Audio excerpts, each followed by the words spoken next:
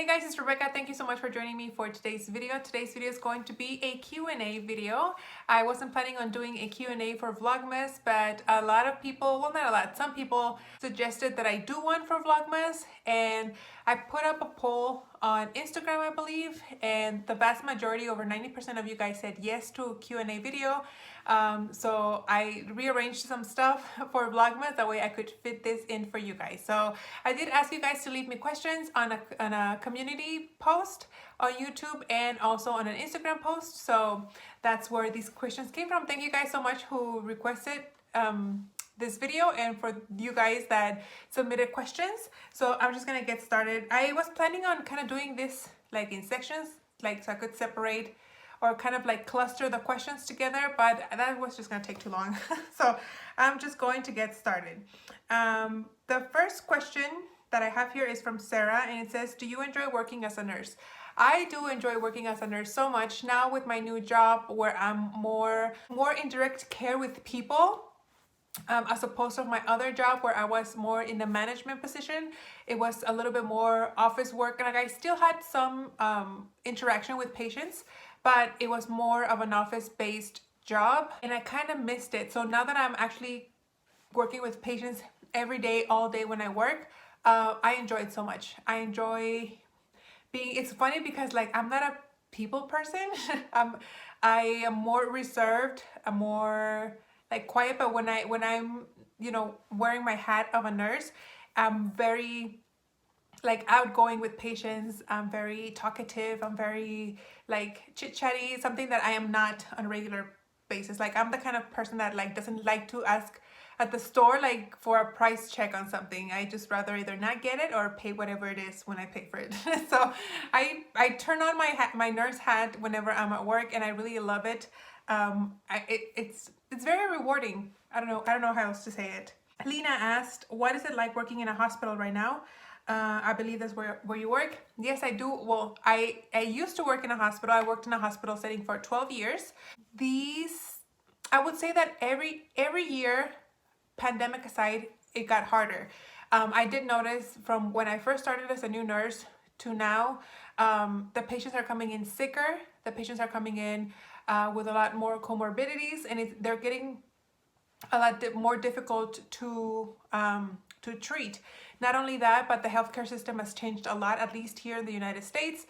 You are expected to treat a patient within a certain amount of days, and if the patient exceeds that amount of days, insurances are very like reluctant to pay for why the patient is there, and they keep wanting to submit information on why the patient is there, why they should still be there. Unfortunately, in the United States, insurance companies dictate your healthcare.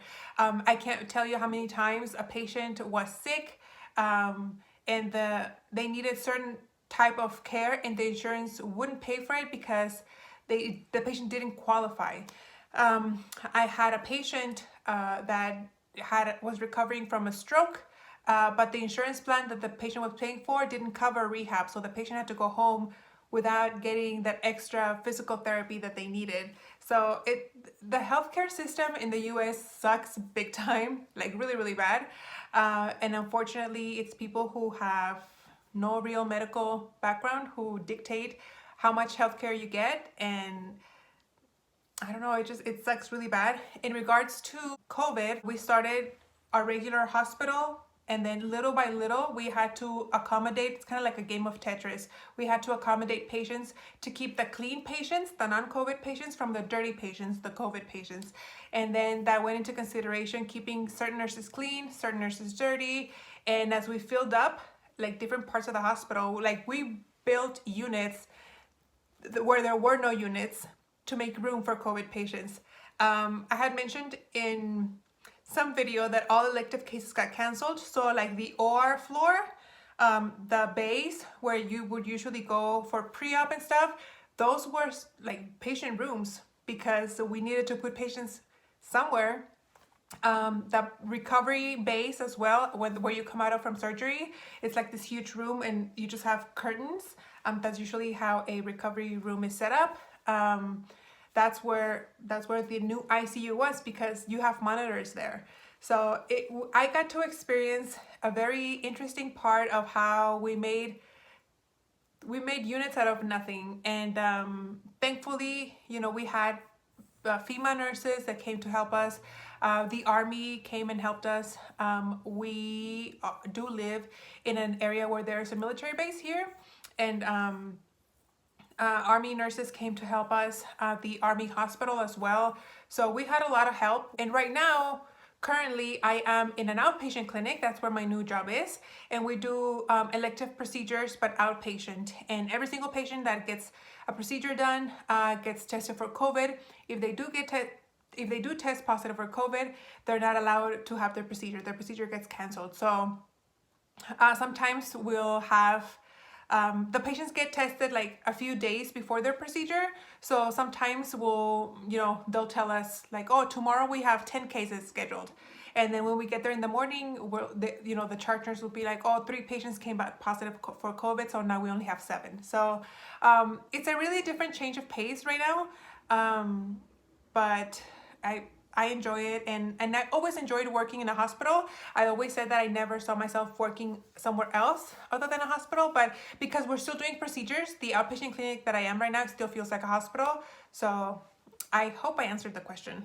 Tell us more about your dogs. I love seeing them wander into shot, wagging their tails. So Buddy is my husky. He came from the streets, literally.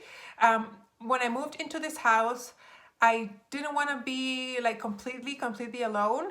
I suddenly found myself alone, and I had just purchased the house, and my mom was telling me to get a dog just because she didn't want me to be here by myself in the house, a woman alone.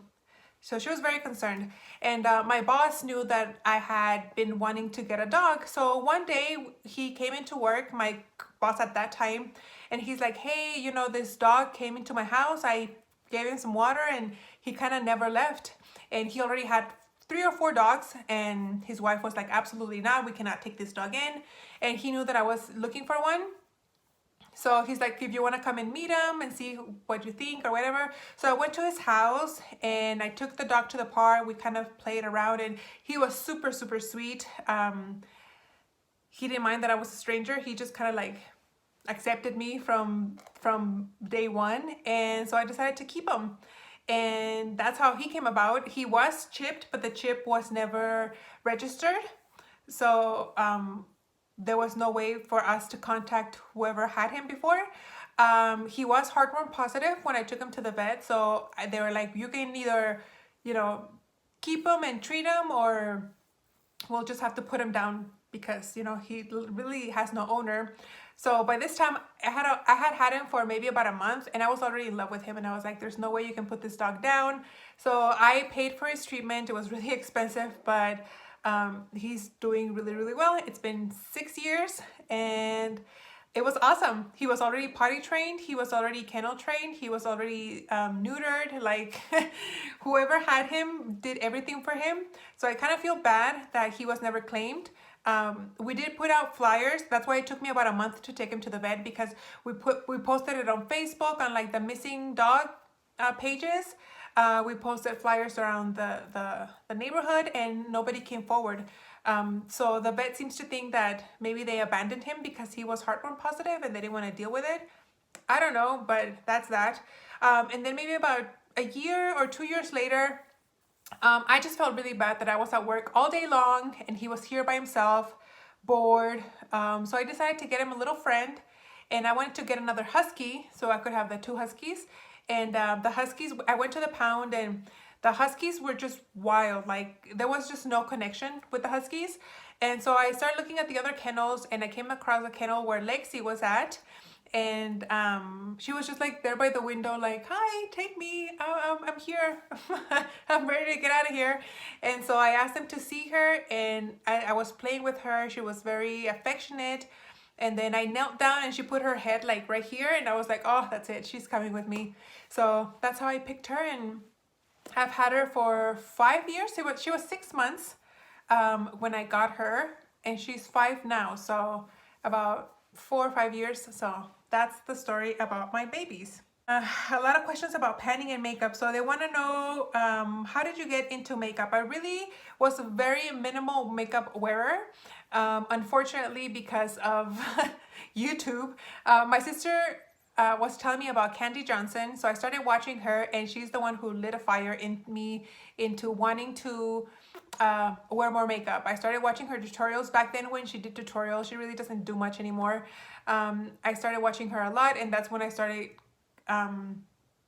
finding a lot of YouTubers that did makeup and like makeup tutorials and stuff, and that's when I started watching and getting into makeup. And then I found Elle Fowler, who was also doing makeup and more like reviews and stuff. But then I found that Elle Fowler also did book reviews, and she called them glitteratures, and that's I give her credit for getting me back into reading, because she started recommending all these books and her reviews just sounded amazing, and I started picking up the books that she would recommend. She's the one who recommended Philippa Gregory, which wrote like all the tutor books. I really love every single book that I've read from her. So she's the one who got me into reading. This kind of goes into with that. Have you ever thought about having another social media project such as book reviewing vlog? As you guys can tell, I'm not a very articulate person. I have a hard time like expressing myself and making sense of things. I feel like it takes me 10 steps to get somewhere that should really only take 4 or 5, you know. So I don't think I would ever do a book reviewing vlog. Once it becomes a chore, I feel like it takes away the enjoyment of it. It's like when you're in school and you're forced to read and you have to read that book and you hate it, and that's why we don't like to read when we're in school.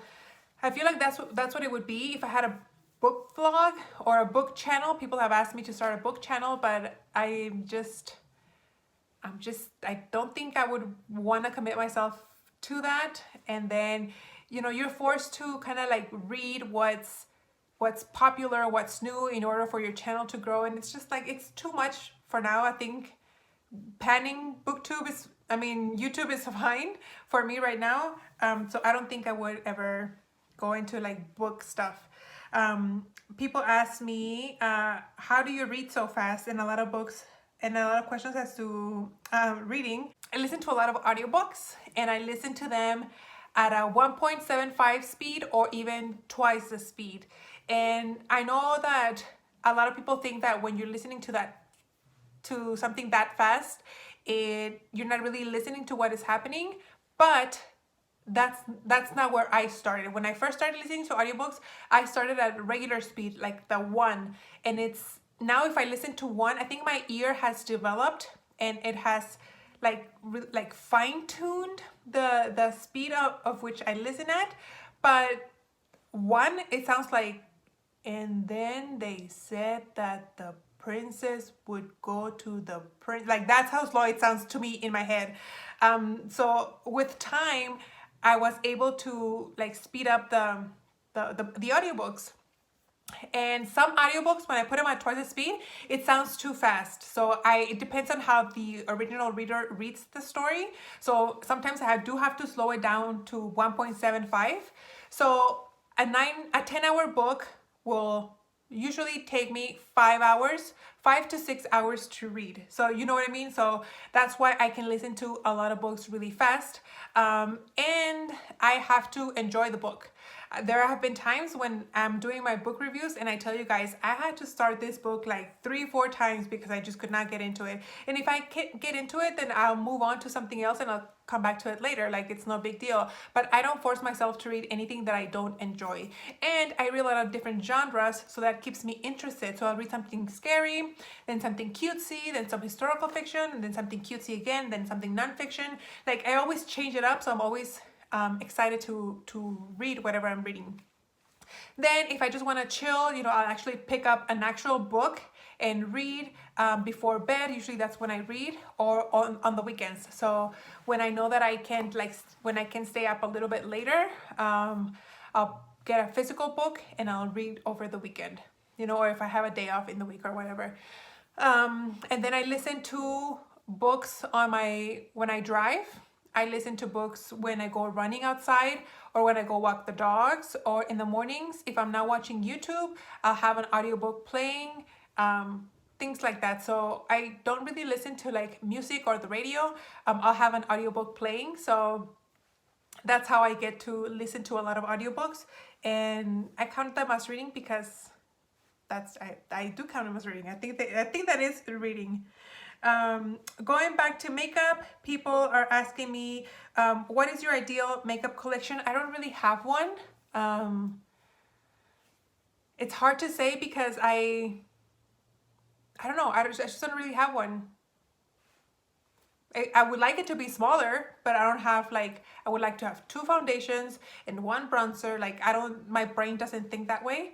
But I would like to have less of what I have. So hopefully in 2021, I'm not planning on doing a no buy by any means, but hopefully I can decrease the amount of stuff that I have.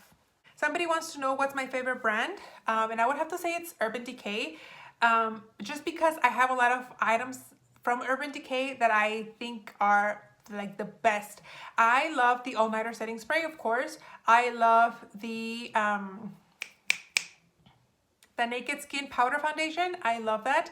I love the well, I used to love the Revolution lipsticks. Unfortunately, they got discontinued, but the Vice lipsticks are really good as well. The lip glosses. I just like a lot of their products. And when someone asks me, what's your favorite brand? Like my brain just automatically goes to Urban Decay. Like that's what I can think of the most. So I would have to say Urban Decay. Somebody asked, how's the debt repayment going so far? And I think I already answered this question in a previous video. As you guys know, I finished paying my credit card debt.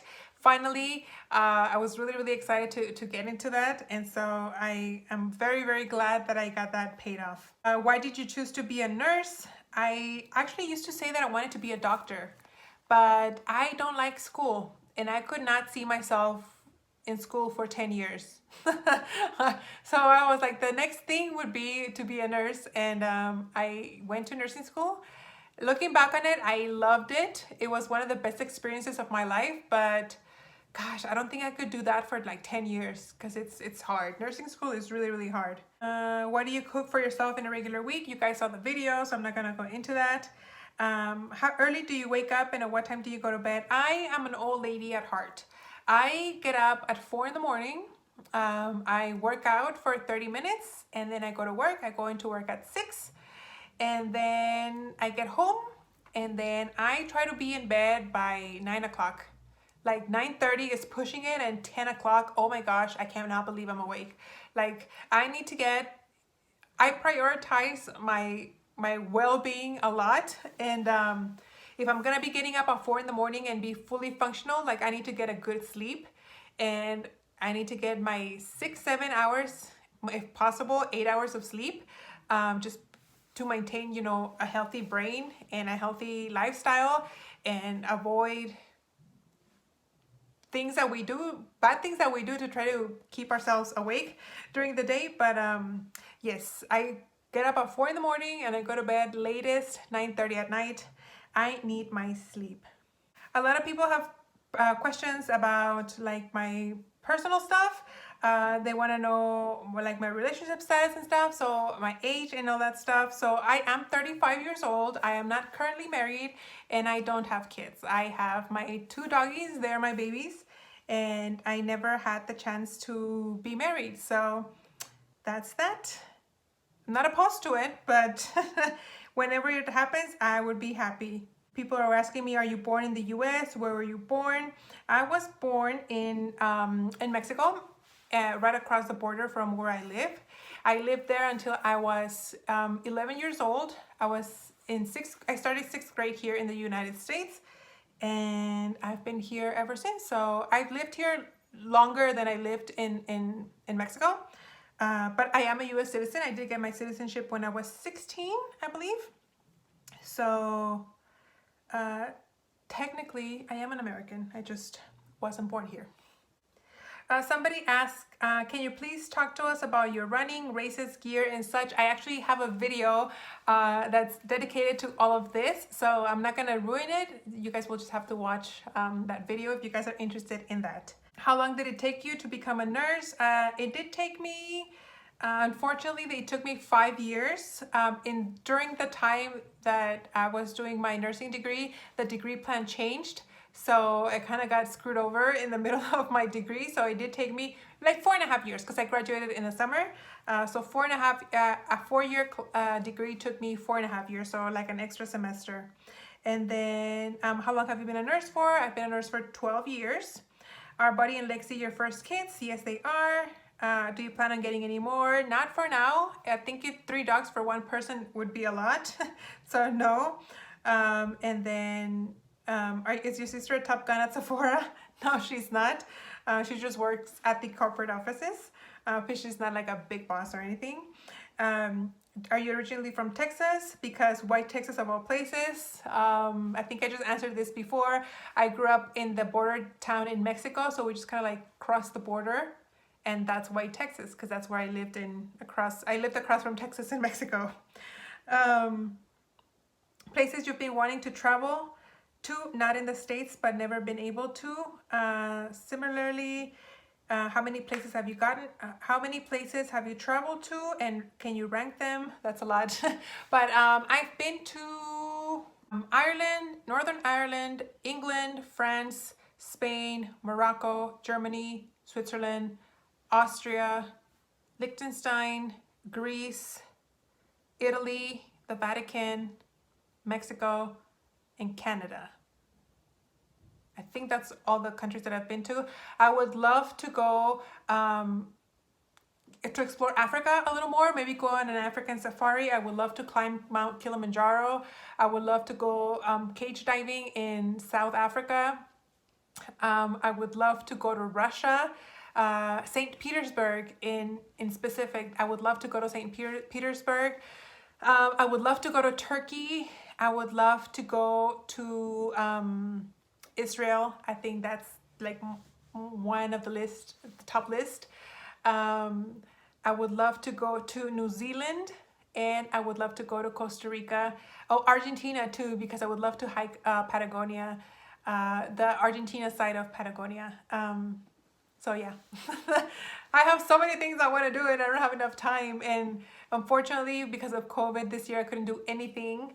So I feel like I'm losing time. But I mean, I was able to pay off my debt because I didn't go anywhere. So I guess something good came out of not traveling. Going back to makeup, how did you get into makeup? Oh, I think I already answered that. A lot of these questions are the same. Question here, what do you like about posting videos on YouTube or being a YouTuber? I've thought about posting videos, but I'm not sure. Any advice? I'm a big fan of Lexi and Buddy, and I hope they make a Vlogmas appearance. I think they've been in all of my videos. But sometimes I think about like stopping doing YouTube.